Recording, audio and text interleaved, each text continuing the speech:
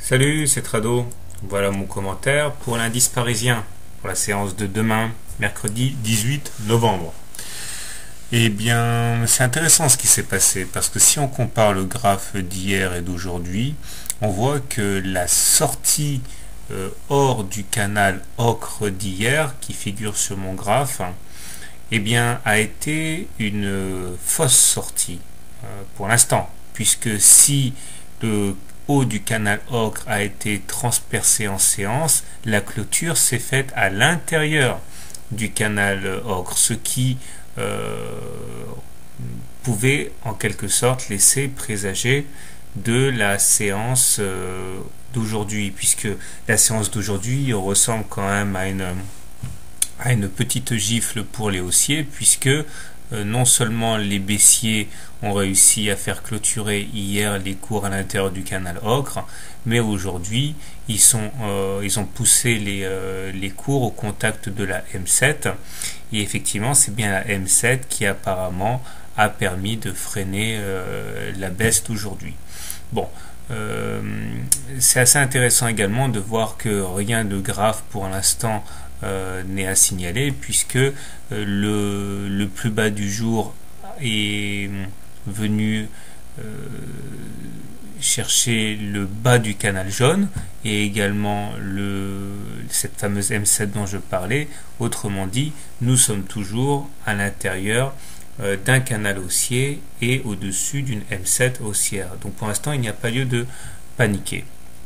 Mais il est vrai que au-delà de la correction, eh bien, le fait d'avoir été chercher le haut du canal ocre et la médiane de la fourchette rose, eh bien, nécessite maintenant de trouver une bonne raison de casser ce canal ocre pour aller chercher la résistance à 3916, et il faudrait de la bonne news pour ça, hein. De manière générale, on voit que les indicateurs techniques ont à peine réagi à la séance du jour, puisque le stochastique est toujours croissant et au-dessus de son signal.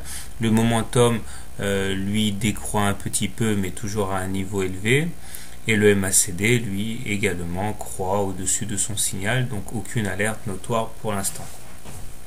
On remarque également que la M20 recommence à croître pour la deuxième séance consécutive, ce qui montre les bonnes dispositions de l'indice parisien.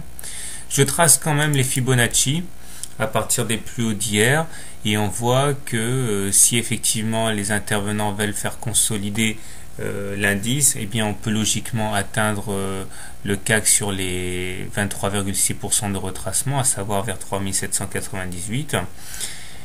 Et puis si on décide d'aller chercher la M20, ce qui est assez classique, eh bien il faudrait sans doute attendre un contact sur les 3752. Ce que je vois surtout pour l'instant, ce sont des bonnes opportunités de rentrer long après la correction.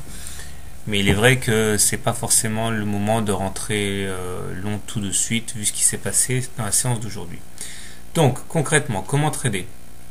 Si vous envisagez d'acheter l'indice parisien, plusieurs choses. Soit vous achetez au plus près de la M7 demain, vous mettez un stop loss en cas de clôture en dessous de la M7, puisque cette M7 a toujours été sauvegardée en clôture depuis plus de 2 semaines, ce serait un signe de clôture en dessous. L'objectif étant de rallier eh bien, la résistance à 3916, et pourquoi pas à plus long terme eh bien, aller chercher le haut de la fourchette rose. Si par contre vous pensez qu'on est parti pour consolider, qu'on est parti pour aller chercher la M20 notamment, il peut être judicieux de shorter l'indice parisien avec un stop loss au-dessus des plus hauts d'hier, à savoir vers 3876, et donc un objectif sur la M20.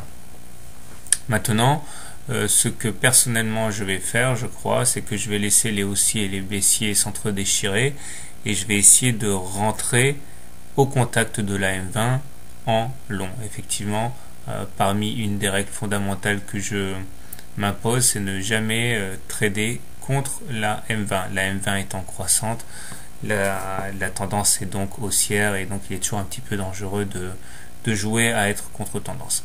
Voilà, bonne soirée, bon trade et à demain.